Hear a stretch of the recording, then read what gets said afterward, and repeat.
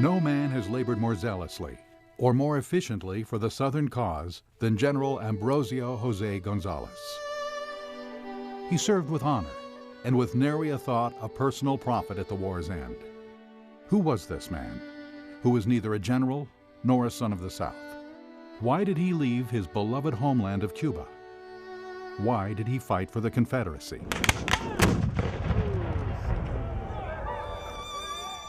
And more importantly, why are his contributions largely overlooked by American and Cuban historians?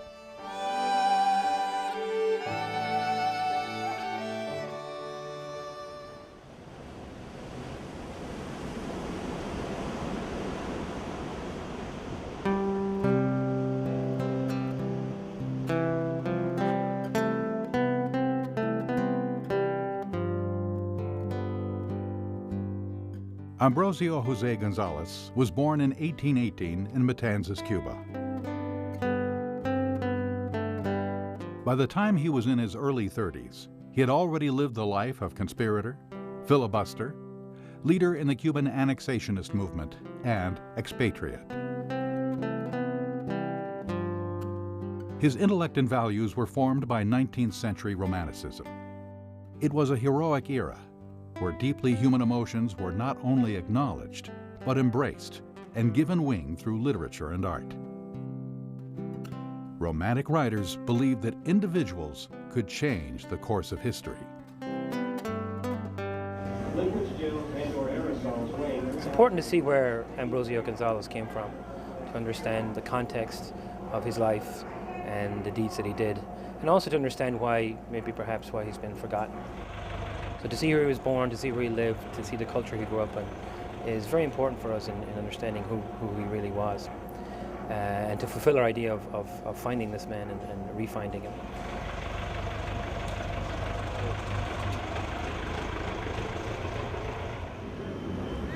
Ambrosio Gonzales' father was a sugar planter and educator in the affluent city of Matanzas, a bustling port that did extensive commerce with the world and provided substantial revenue to the Spanish crown.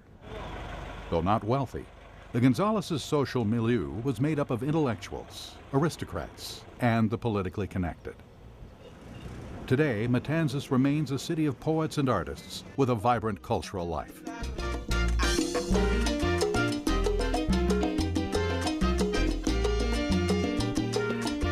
During Gonzales' life, this was the second most important city after Havana in Cuba. This was center of the sugar industry. It had a port. It had a fairly accessible port compared to some other places. Havana has always had problems with that. This was a wealthy place. The railroad came here pretty early in the 19th century, and churches everywhere. Again, it's a sign of wealth. Well, we're here in Matanzas, the cathedral where Ambrosio Gonzales was baptized, and it really brings home to you when you come in and you see the church that he came from a different culture, a non-American culture. This is a Latin culture, a Spanish culture, a very Catholic place, a very Catholic location. And even though he integrated pretty well, he still had to integrate. When Ambrosio was only a child, his father sent him to New York to be educated at the French Institute, where he would befriend a classmate whose name would later become synonymous with the Confederacy. He was brought by his father to the United States in 1828 to attend the French school that was run by the Piquet brothers. They had been veterans of Napoleon's army, and there he learned to speak French. He also learned English. He learned Italian, and he picked up on a little bit of German. One of his schoolmates there was Pierre Gustave Toutant Beauregard, whose family had sent him from New Orleans, and who would later be the Confederate general. Sharing similar Creole backgrounds and flamboyant dispositions, Beauregard and Gonzales would form a friendship that would last a lifetime and entwine their lives in the most exciting and violent time in American history. America wasn't a perfect place in the 1820s and 30s, but it seemed to be a land of opportunity for a lot of immigrants. One Irish immigrant letter I wrote said, "In this country, you don't have to tip your hat to any man." And I think Gonzales may have felt that because when he went back to Cuba to practice law, he suffered discrimination from the fact that he was actually had been born in Cuba, wasn't from Spain. This is why when Gonzales goes back to Cuba, and he is now a teenager, having arrived in New York the first time at the age of 10, he begins to see the contrast in both nations. And this is one of the reasons why he gets involved with a group of conspirators that form what's known as the Havana Club. The Havana Club was largely made up of aristocratic Creoles, planters and merchants who, fearing slave revolts, conspired to overthrow Spanish rule through filibustering expeditions. Filibusters were willing to organize private armies and to engage in unauthorized invasions. If you were to ask someone living in the 1850s where the filibusters were or what they were doing, they would instantly be able to tell you from the newspaper headlines that these people were invading Cuba or invading Nicaragua or Mexico. They wouldn't think for a minute that you were asking them about men who made long-winded speeches in Congress. Estados Unidos, sobre todo una institución que es el Club de La Habana, que comienza a nuclear a toda una serie de figuras de estos antiguos reformistas que ven ahora, no ven en España la posibilidad de solucionar sus problemas, y entonces sí comienzan a mirar hacia Estados Unidos y empiezan a fraguar lo que son los intentos, porque fueron varios proyectos anexionistas. The Havana Club met surreptitiously at Domingo de Aldama's mansion, a spectacular example of neoclassical architecture, which contained interior courtyards, as well as separate family apartments. This allowed Domingo's son, Miguel Aldama, to successfully hide Havana Club meetings from his father. Sí, bueno, primero este edificio fue construido entre 1840 y 1844 en La Habana de Extramuro, o sea, La Habana que estaba después de lo que era la muralla de La Habana.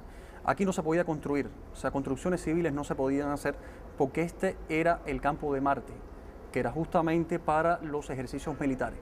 Sin embargo, un rico propietario de esclavos llamado Domingo Aldama logró anteceder con la metrópoli, con la corona, y lograr una real cédula que le permitió construir esta edificación ya en la cuarta década del siglo XIX.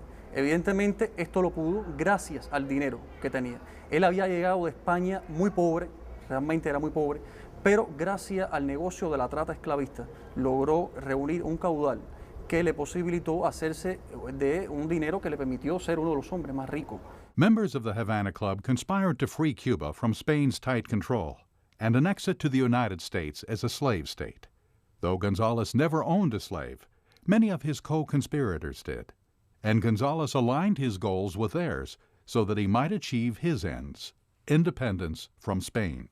They basically wanted to follow the model of Texas independence. That is, to gather funds, weapons, and recruits in the United States to overthrow the Spanish colonial regime. And this is what they begin to conspire to carry out. A group of Freemasons had met that wanted to remove the Spanish from Cuba and have Cuba annexed by the United States. In 1848, the Havana Club sent Gonzales to the States to recruit American veterans from the Mexican War, which had just ended. This is where Gonzales got his start as a filibuster, and where he got his start in the United States, it set him on the path to becoming a South Carolinian and a Confederate Army officer. The Havana Club members were held to a Masonic code of secrecy. Gonzales adopted the code name German. Through his clandestine associations with influential Cuban Freemasons and the wealthy Creoles of the Havana Club, Gonzales came to know Venezuelan-born Narciso Lopez, codename Capo. A general in the Spanish army, Lopez would betray his office to lead the insurrection against Spain's rule in Cuba. Lopez spoke passionately for the virtues of republicanism and annexation of Cuba to the U.S. In spite of his liberation rhetoric, Lopez managed to avoid the slave question altogether. Instead, his heroic oratory appealed to the American sense of national pride and expansionism. They would add another glorious star to the banner which already waves over the land of the free and the home of the brave, and Cuba was to be that star. Freemasonry was very influential But you have to remember that in Cuba, the Spanish crown persecuted Freemasons. Now they espoused, equality, brotherhood. Again, they looked at the United States and the freedoms that they had here as something that he wanted for Cuba. The Masonic Brotherhood helped Gonzales and the other Cuban filibusters when they came to the United States. They found that this international brotherhood provided assistance to them. And Lopez and Gonzales were initiated in an American lodge, Solomon's Lodge number 1 in Savannah. Lopez and Gonzales apparently were willing to see Cuba annexed to the United States. The Havana Club, which originated this whole filibuster movement or annexation movement to Cuba, was made up mostly of Cuban slave owners, merchants and planters, who did not want to see slavery ever abolished in Cuba. Now later on, Cuba would develop a strong set of liberal advocates who wanted to end slavery, but there weren't many of them at this time, and the people in the Havana Club definitely believed in slavery, and they felt that if Spain continued to rule the colony for another 10, 20, 30 years, that slavery might well be abolished by Spain. Spain was under tremendous pressure by Britain, first to abolish the slave trade to Cuba, and then to abolish slavery itself. And Britain had certain leverage over Spain. Spanish citizens owed money to Brits during this period. And one way that Britain could get Spain to obey its wishes was to pressure Spain to abolish slavery. So the Havana Club, feeling this abolition heat from Great Britain, felt that it would be much safer being in the American Union, joining the slave states, and having the protection of the U.S. government for slavery, because after all, the U.S. government was protecting slavery in the Union. Gonzales becomes involved in this conspiracy. The first attempted invasion is known as the 1849 Round Island Expedition, where the federal government, enforcing the Neutrality Act, broke up the expedition before they could sail. After the United States government passed a law against such private army invasions of foreign countries, the U.S. Navy thwarted the first attempted invasion of Cuba from Round Island, Mississippi. Yet they could not prevent Lopez and Gonzales from enlisting supporters and raising funds for a future expedition.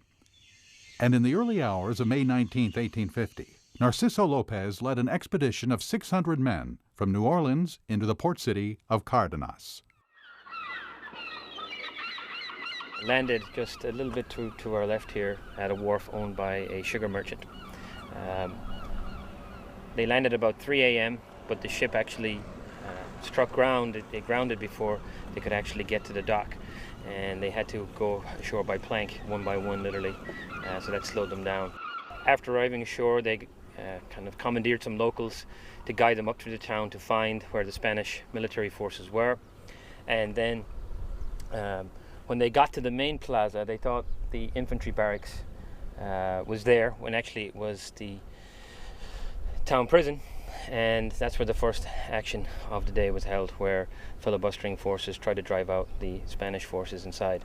General Lopez and his adjutant general, Ambrosio Gonzales, advanced on the capitular house to demand the surrender of the lieutenant governor. La relevancia de este lugar la toma en el año de 1850, cuando Narciso López, que acampa en un lugar de esta plaza, toma por asalto el edificio que en estos momentos, o sea, posteriormente se denominó el Hotel La Dominica. Y en este edificio enarbola, o sea, se iza por primera vez en Cuba la bandera que años más tarde se convertiría en el pabellón nacional cubano. De ahí la importancia de este lugar. Of the two military men, Gonzales wore the more flamboyant uniform, which led the Spanish to mistake him for a general, and subsequently he drew their fire. In the first expedition, Gonzales had been wounded as the filibusters had taken over the town of Cardenas.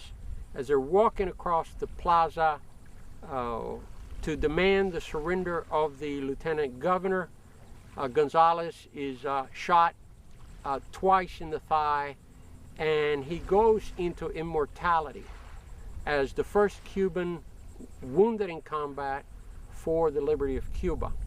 By late morning, after some action in town, in fact, in which Gonzales was wounded, Lopez had control of the town for about a day or so, but word had reached Havana, and therefore Spanish forces were on their way to surround the filibusterers.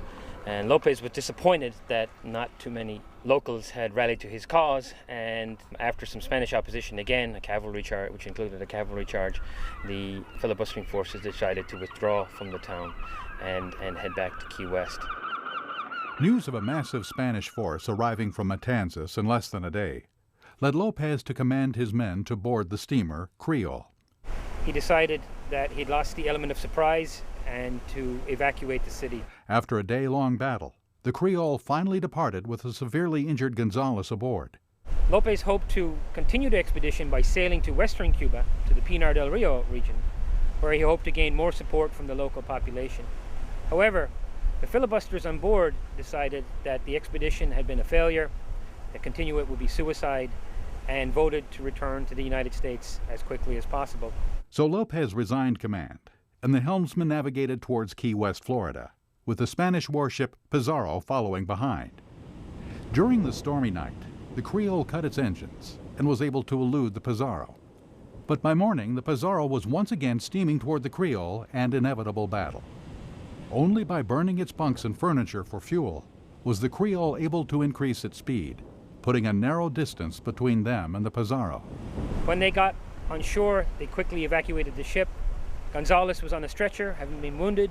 A wounded Gonzales gave the Masonic grand hailing sign of distress to the crowd that had gathered on the shore. The international signal was recognized by Stephen Russell Mallory, a fellow Freemason who later would be appointed the Confederate Secretary of the Navy by Jefferson Davis. He was the first to render critical assistance to Gonzales and his fellow filibusters. Providing relief to brothers in need is a fundamental precept of Masonic teachings.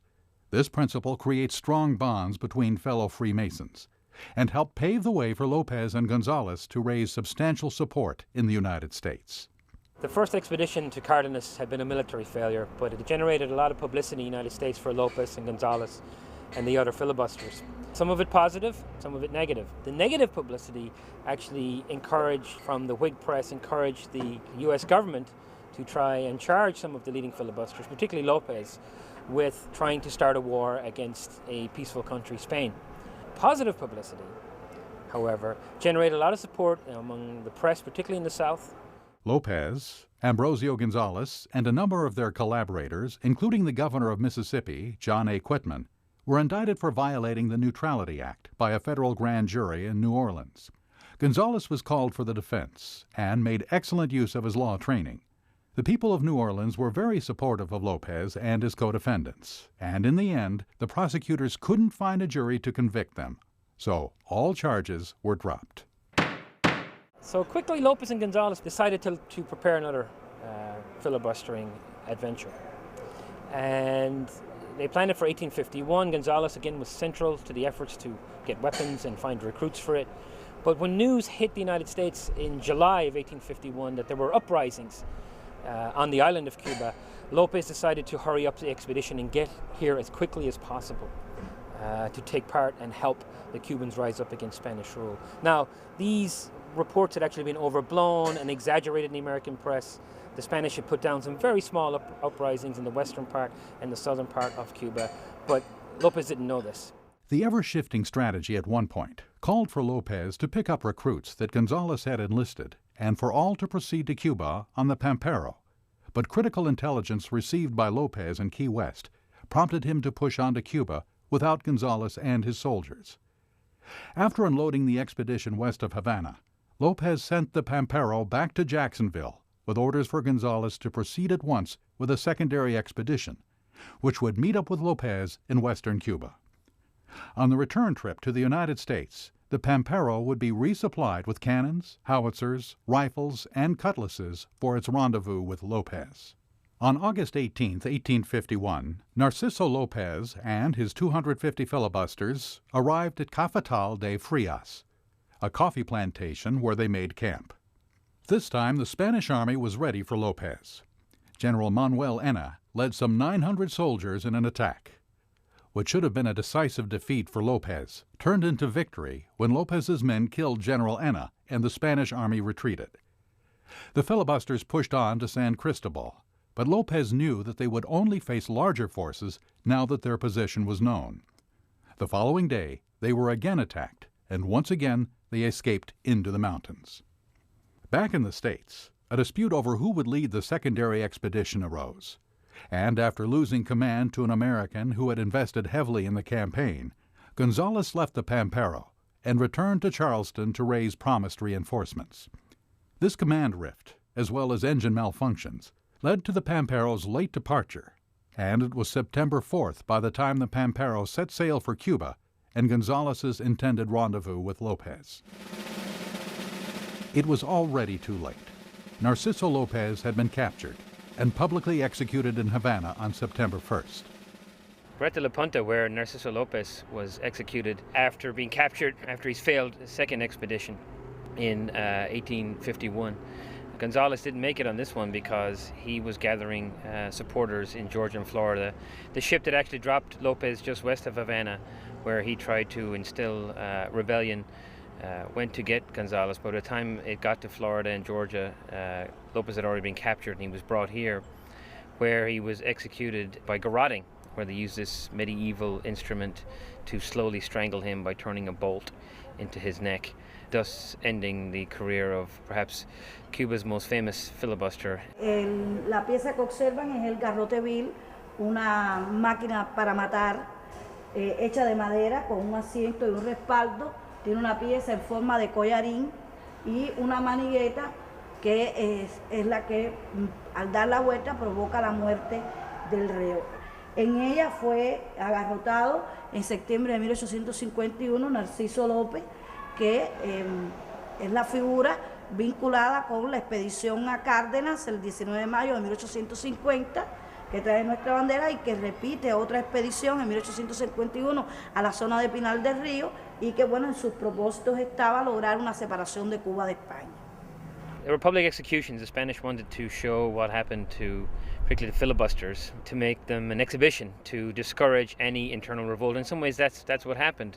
Lopez on both these expeditions, the one when Gonzales was on, when they went to Cardenas, and then the one where they went to Pinar del Rio, the second one where Lopez was captured, didn't arouse a lot of local support because of fear of what the Spaniards would do. Some Americans who were captured on the second expedition were actually executed as well, shot, and supposedly their bodies were torn apart by the large crowd that had gathered to see it. So again, it sent a warning, it sent a message to Cubans and to Americans is don't interfere with Spanish Cuba. Other filibusters, including American William Crittenden, a nephew of the U.S. Attorney General, were executed by Spanish firing squads. Lopez, while led to his execution, showed remarkable dignity and valor. He asked for his countrymen's forgiveness, maintaining that his only objective was their freedom and happiness. Around the Moro's grim facade, the soul of Lopez wanders, and Crittenden, a glorious shade, beside him walks and ponders. O God of peace, that such as these, like dogs, should be garroted, choked out of life by Spanish beasts, fierce, bloody, and besotted. Democratic Review, December 1854. Lopez, because he died for the cause, and he died on Cuban soil for Cuban freedom, has gone down in Cuban history as somewhat of a hero, even though he was an annexationist. The street, Narciso Lopez Street here, is named for him. He's recognized for flying the flag of Cardenas in 1850, while Gonzales, who was wounded in the first expedition but missed the second, has become forgotten. Lopez must have known that his expeditions carried great risk, and indeed Gonzales was very upset that he didn't get to go with Lopez. He was devastated when he read actually in the newspapers in the United States about Lopez's death. So there's something admirable about it, but in our more quote-unquote realist or cynical age, we And I find it a little incredulous that people would go to these extremes to make their mark in the world. Gonzales inspired somebody like Jose Marti. In fact, Gonzales did gain some notoriety towards the end of his life, even though he was in relative obscurity, because Marti discovered him and admired him for the actions he took in 1850 in Cardenas as the first Cuban to shed his blood for his nation. Gonzales, devastated by news of Lopez's death and their collapsed insurrection, was a fugitive from United States federal authorities for violation of the Neutrality Act, and a refugee from Cuba where a death sentence awaited him. After 6 months as a fugitive, Gonzales surrendered to federal marshals in Savannah. In the South, this only added to Gonzales's image as a romantic hero and made him a sought-after guest in prominent circles and a recipient of Southern generosity. While in South Carolina, while living in Savannah, Gonzales is introduced to the Honorable William Elliott, a planter, a statesman, a writer from South Carolina. March 1855. Anne Elliott, my dear wife. We've seen nothing but ice since we arrived in Washington. The girls are much pleased, having met gentlemen who could appreciate them, and are likewise appreciated by the ladies of the intellectual class. We've seen Gonzales frequently. He has some employment in the Secretary of State's office, which gives him a moderate income. The session is to close tomorrow night, and on Monday we expect to be in Baltimore on our way home. Your affectionate husband, William Elliott. Gonzales and Elliott had much in common. They both favored the expansion of America, the annexation of Cuba, and both were Freemasons. Over many late afternoons playing chess and billiards, they formed a strong friendship. Elliott introduced Gonzales to his family, and for several years, Gonzales corresponded with Emily Elliott. He accepted invitations from the Elliots to visit them at home in Oak Lawn Plantation and while vacationing in West Virginia and North Carolina. Emily was infatuated with Gonzales, but it was her 16-year-old sister Harriet, or Hattie, that captured the 37-year-old Gonzales's heart. My ever-tender, loving, devoted Gonzi. These days are balmy and spring-like, and the birds sing so sweetly, while you, my exiled little canary, are always chirping away where I can't hear you. I want to see my little bird. I want to pet him, scold him, worry him, make him vexed and pleased again. Washington, D.C., January 13th, 1856. Miss Harriet Elliott, my dearest love. I arrived here the day before yesterday. Thank God, safe and sound. Not without encountering on my journey delays and accidents. The engines had failed before we got to Wilmington. The locomotives and the pumps were frozen. At last, we reached the steamer Georgia at Portsmouth. When about 10 miles from Baltimore, she began to part the ice as easily as the swan could sail through the water lilies. The ship vibrated as she cleft the thicker ice until it reached 6 inches, when she shook and staggered and at times unable to make headway, until the ice proved the stronger and cut through the ship. Water rushed in and orders were heard to run cargo from forward to aft that her bow might be lifted. We were then 2 miles from the shore, and we jumped on the ice and proceeded to walk over it to the nearest land. I came very near falling at the very first step. Fortunately for me, I had a new pair of rough-soled shoes in my carpet bag. I put them on and got along very well. Your forever devoted Gonzi. They are married in 1856. Gonzales is trying to, at the time, procure government employment. He's looking for a mission abroad, but the Pierce administration and the Buchanan administration, which had been sympathetic to expansionism, now regarded Gonzales as a political liability, because they wanted to purchase Cuba from Spain. They did not want to wrest control of Cuba through military means, as had been suggested by the Austin Manifesto. So Gonzales never gets this political post that he desires. Instead, he becomes an agent for the Maynard Arms Company. He's selling weapons down here in South Carolina, Georgia, and Florida. When the Civil War breaks out, Gonzales is living 24 miles away from Charleston at Oak Lawn Plantation, where the Elliots reside. As soon as he hears the booming over here over Fort Sumter, he comes to Charleston. He places himself at the order of his former schoolmate Beauregard, and Beauregard appoints him aide-de-camp. He is appointed in June of 1862 as Confederate Chief of Artillery for the Department of South Carolina, Georgia, and Florida with the rank of Lieutenant Colonel.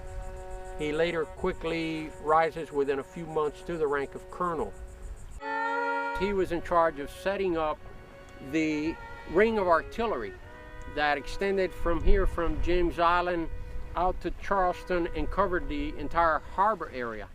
This is what in April of 1863 impeded an attack by Union vessels from trying to take Fort Sumter. In fact, I mean, really, Charleston was sort of ringed with defenses certainly by 1863. One historian I know said that Charleston looked like a porcupine turned inside out with all of the forts ringing it. The key to the defense of the harbor is right behind us here, Fort Sumter. And of course, the northern ships, the Navy and the Army, focused on capturing that. And of course, it was Gonzales' job as Chief of Artillery to inspect the forts and make sure that they didn't get that close that they could reduce Fort Sumter, that the Confederates would have to evacuate it. He had placed a lot of the artillery on Morris Island before the assaults of the summer. He had also actually been responsible early in the war for placing artillery all the way down on the southeastern coast around Beaufort and Hilton Head. Here we are on Morris Island, where of course the 54th Massachusetts made their valiant attempt to attack Battery Wagner. Gonzales played a key role in the artillery of the battle. There's a certain irony in a man who fought for the freedom of Cuba, playing an important role in the defeat of the 54th Massachusetts, who were also fighting for freedom, for the end of slavery in the United States. It certainly is an irony to us. I don't think it necessarily would have been to him. Many of his associates in the Southern Confederacy had a very different understanding of liberty and freedom than we do today. On some level, it actually goes back to his identification with the white race and with white society. To white South Carolinians, liberty meant the right of white people to rule the land, as they themselves would have described it. So he actually would not have seen much irony about that at all. Certainly, there was some irony in the sense that Gonzales had spent much of his life fighting for the liberty of his homeland, while at the same time he had prepared the defenses of Battery Wagner, which the 54th Massachusetts on July 18, 1863, was attacking in this effort to not only the larger strategic effort, but also their concern to show that they were as good as white soldiers, that black soldiers could fight as bravely as could white Union soldiers. And they certainly proved that here. About one half of the 54th Massachusetts, including their colonel, became casualties in the almost 1,500 casualties that federal forces suffered that day. Not too far away from us here is James Island. I mean, he was very important in the defenses of James Island, and General Beauregard saw James Island as kind of the key to defending Charleston. And Gonzales played a big role there, particularly with his siege trains, kind of floating artillery. Gonzales also had devised putting together a siege train of artillery, and that was taking 24-pounder artillery pieces and outfitting them with horses and crew, that they would be able to go out to any spot where there would be a Union landing and attack the vessels and the troops landing to be able to hold them off. The siege train worked throughout the war, and it was kept on the Charleston-Savannah Railroad. They would keep it on the cars there, and at any place where Union troops would land, they would disembark and meet that challenge.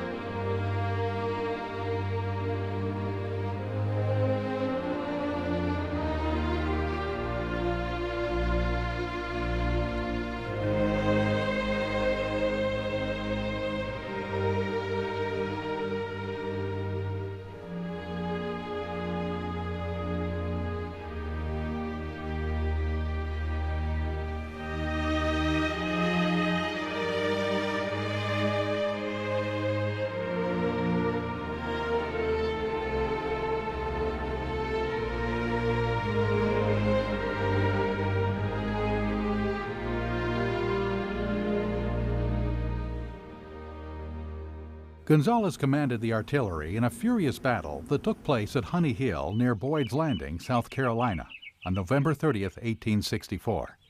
A force of 5,000 Union soldiers, made up of U.S. colored troops, including the Massachusetts 54th, under the command of Brigadier General John P. Hatch, came up from Hilton Head on a steamer and disembarked at Boyd's Landing. Hatch's objective was to cut the lifeline of the Carolinas, the Charleston-Savannah Railroad. The railroad accommodated troop movement and the shipment of crucial ammunitions and supplies to Charleston. It also allowed cotton and other goods to be sent to Charleston and then exported by blockade runners. Colonel Gonzales, who was working alongside Georgia's General G.W. Smith, preparing Savannah for Sherman's onslaught, convinced Smith to cross over into South Carolina with Georgia's state militia and stop Hatch first.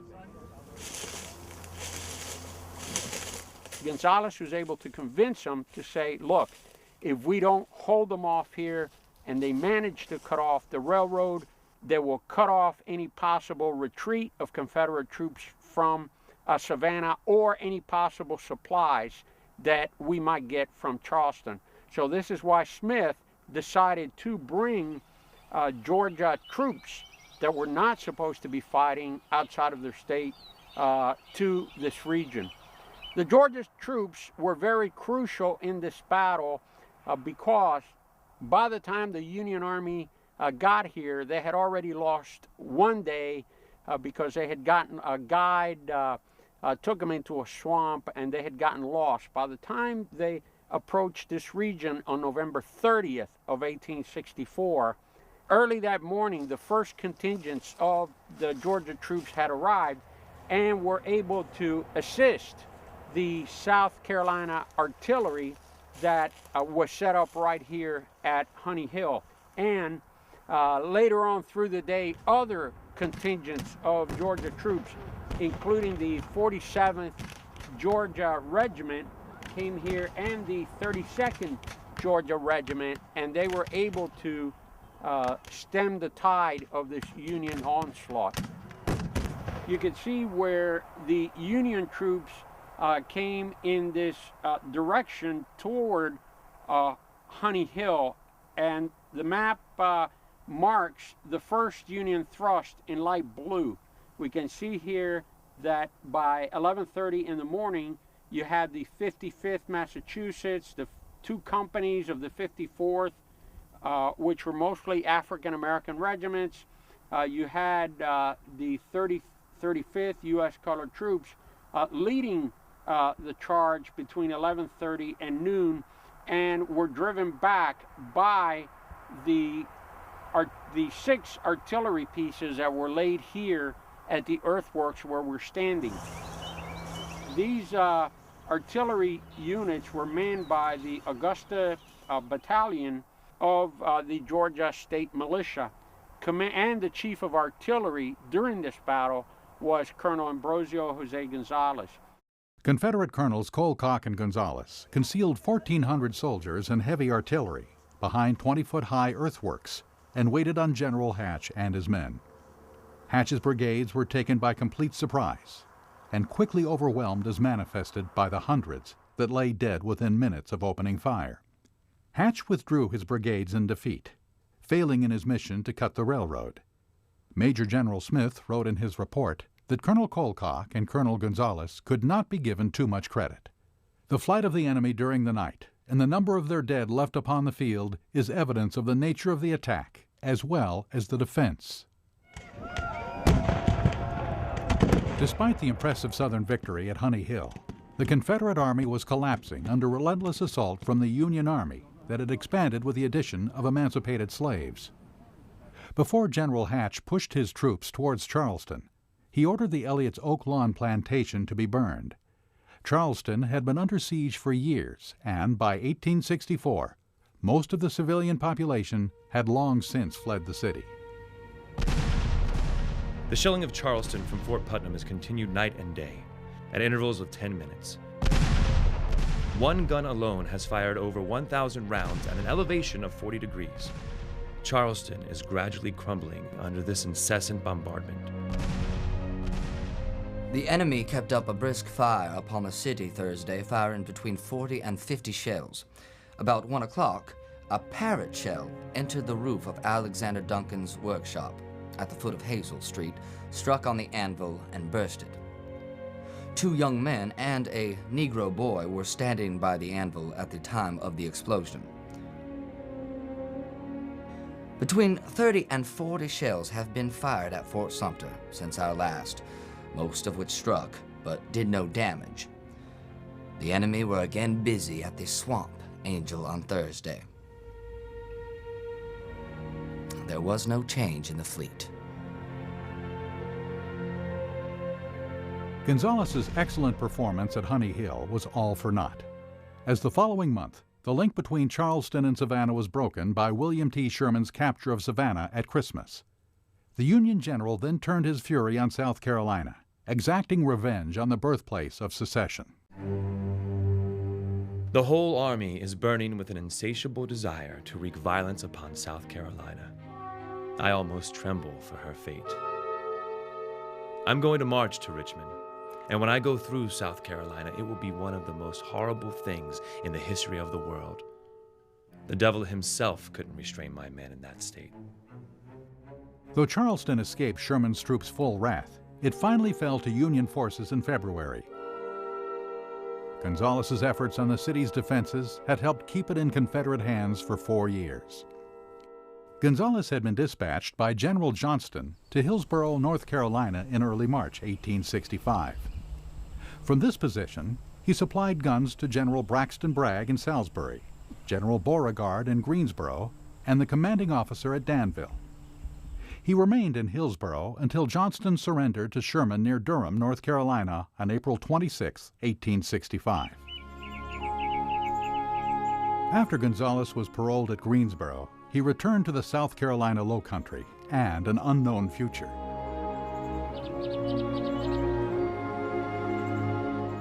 Social Hall Plantation was owned by his father-in-law, William Elliott, who passed away in 1863. So Gonzales got a $10,000 dowry for his marriage in 1856 when he married Harriet Rutledge Elliott Gonzales.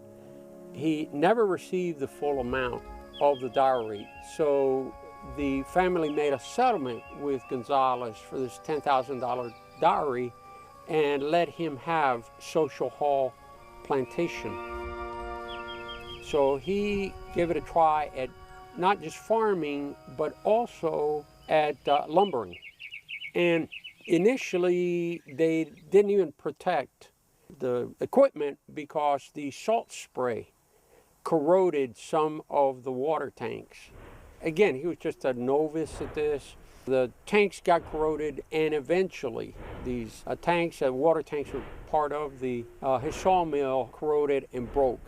He was unable to grow rice because when the Confederate Army retreated from Savannah, General Beauregard gave the order to destroy all the rice trunks and flood the fields. which many Carolinians have attributed to Sherman, but it was the Confederate Army that destroyed them to flood the fields upon the advancing Union Army. Hattie had been born into the planter class, and as such, knew little about business or hard work. In her antebellum world, work was the domain of men and their slaves. She wrote that her cabin was impossible to keep clean. The poultry, pig, and even the pony roam at their rise and come into the shanty whenever they please. I don't object to clean poverty, but I rebel against dirt. Her husband had been trained in the law and could teach literature and French, but his business acumen was limited, and Hattie grew anxious about their deficient business enterprises, with so many mouths to feed: children, white workers, freedmen, Chinese coolies, and maids. She wrote to her mother, "The sawmill work was done so badly that it had to be done again. The 9 white sawmill workers received high pay and did nothing. The freedmen now employed there seemed to have more conscience. If we could only get a cargo off for Cuba, I should breathe freely. If we fail here entirely, we can still find a home and something to do in Cuba." His business failing and his debts mounting, Gonzales called it quits at Social Hall after the boilers went bust at Christmas. He decided to return to Cuba with his family, a move made possible through an amnesty decree. Gonzales had been convicted and sentenced to death by the Spanish after the Cardenas landing in 1850. However, the Queen of Spain decreed a general amnesty for all Cubans in 1856, and his sentence was annulled. So in the spring of 1868, the Gonzales family visited Cuba in order to make arrangements for a permanent move there. Gonzales wrote to his friend and former general, P.T. Beauregard, who was associated with a shipping firm, inquiring if Beauregard could secure reduced passages to Havana for the family. Though Beauregard could not help in this regard, he wrote offering this advice concerning the growing independence movement. "Your past experience will give you at once an important position there, should you desire to take part in the coming struggle. You should consider well, however, whether Cuba is not happier under Spanish rule than it will be under the complications which may ensue should she separate from the mother country." Gonzales did not have long to consider Beauregard's advice. The first Cuban War for Independence was declared in Cuba on October 10, 1868, when plantation owner Carlos Manuel de Cespedes freed and armed his slaves. On December 31st, the Courier published Gonzales's notice of bankruptcy, and on New Year's Day, 1869, the Gonzales family bade farewell to South Carolina and began their long journey to Cuba. It was to be a tumultuous and unhappy new life. He goes to Matanzas, where he becomes a school teacher again. He takes back his wife. He now has 6 children, but unfortunately, his wife contracts yellow fever and dies. Yellow fever, or yellow jack, is a viral infection transmitted by mosquitoes, and there is still no known cure.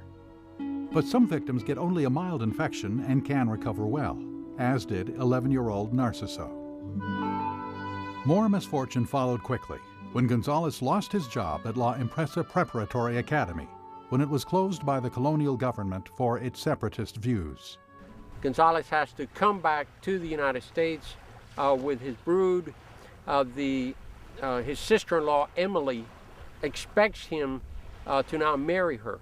This was a traditional Southern custom where a widow would marry the sister-in-law, and that would also provide for the children being loved and cared for because they were already part of the family. But instead, Gonzales would grieve for Hattie the rest of his life. He even turned to spiritualism as a source of maintaining his contact with her. Es algo muy común dentro de nuestra cultura. La cultura cubana, a razón, llega por influencias tanto de Estados Unidos como de Europa, fundamentalmente de España. Es una manera que tienen las personas de comunicarse con sus espíritus o sea, de tratar de unirse con las personas en el más allá. Gonzales found refuge in this form of spiritualism, hoping to re-establish contact with his beloved Hattie. He was victimized by unscrupulous mediums and charlatans preying on his grief. A so-called spirit photographer took a photograph of Gonzales in which the spectral image of a young woman appears to float in the space with him. This convinced a lonely and anguished Gonzales that he had reconnected with his young wife, and he became a fervent adherent to this cult-like spiritualism, a luxury he had difficulty affording. In his later years, Gonzales had a few government jobs. In 1889, at 69 years old, he worked as a translator for the Pan American Congress, in which Jose Marti delivered a plan for Cuban independence. By 1891, Gonzales, suffering from failing eyesight, could hardly complete translation work he had committed to do. With his health worsening and his financial assets diminishing, he could ill afford his spiritualist sessions, which made him despondent. While he dreamed of Hattie in Cuba, he made plans to move into a Baltimore boarding house. Though Gonzales left his younger children in their Aunt Emily's care while he looked for work and recuperated in Baltimore, he refused to accept Emily as his wife. For this, the Elliots considered Gonzales negligent, and the spurned sister sought revenge by turning Gonzales's youngest children against him. She went as far as to anglicize his children's names. While Gonzales would become completely estranged from his former in-laws and his younger children, he would remain completely devoted to the memory of his beloved wife. He continued to pursue employment in the North as a teacher and translator, but he was barely able to even support himself. He developed myelitis, an inflammation of the spinal cord, which led to paralysis of his arms and legs. Still, he was able to travel to Key West to meet with leaders of the 1868 Revolution and the Cuban patriot, Jose Marti. The Cuban newspaper, Patria, recorded the event this way. The revolutionaries of yesterday, of today, and of tomorrow went to greet the invalid. He sat up straight in his wheelchair. His whole figure glowed. He raised his numb limbs and said with solemnity, "I salute the fatherland." 6 days later, Gonzales sailed for New York on the Mallory Line steamer San Marcos. He was sent off dockside by the Confederate veterans of Key West. After arriving in New York, Gonzales was admitted to the Home for the Incurables in the Bronx. The only relief from the destitution that plagued him after the war was charity and intermittent checks sent by son Ambrose, who claimed to send every dollar I could earn or borrow. From time to time, he received visits from Cuban exiles and his son Ambrose, but he died alone in New York, July 31st, 1893. He was interred in a Bronx cemetery, where Marti and the staff of Patria had a wreath placed in his honor. Far away from his fatherland and from his sons, the second of Narciso Lopez has fallen, the first from whose veins in combat shed blood for Cuba. He who was a distinguished colonel next to Beauregard and Johnston. He who thought of the liberty of his fatherland at the age of 80 with the same ardor with which he fought for his country half a century ago, has rested forever. His son Ambrose would later write this for the state newspaper. Judged by the standard of material success, the life of General Ambrosio Gonzales does not tempt to imitation. But by other standards it is not to be held a failure. To live beyond the allotted time of man and leave behind no shame. To have striven hard and roughly with the world and gone from it, with open brow and unsoiled hands. To have given some good blows for liberty's great cause, and to be conscious at the end of a duty performed as seen. These are earnings greater than gold. Ambrosio Jose Gonzales was an imperfect man, but he lived life boldly, embodying both the most celebrated and most blameworthy ethics of his time. He epitomized the romantic spirit and honor code of the 19th century Atlantic world. He transcended cultures in a time when it was difficult to do so. We judge him from a 21st century perspective, without apology, but acknowledged that Gonzales possessed a consciousness formed by his experience and that of the prevailing culture. He loved deeply, fought passionately, stood up for his beliefs, and always, despite many trials, kept an optimistic spirit. It is for this reason that he still speaks to us in an age which often sees romanticism and idealism through a prism of irony. Gonzales's life shows that a passionate man, even one who ultimately fails, can make his mark, one that resonates to the present day.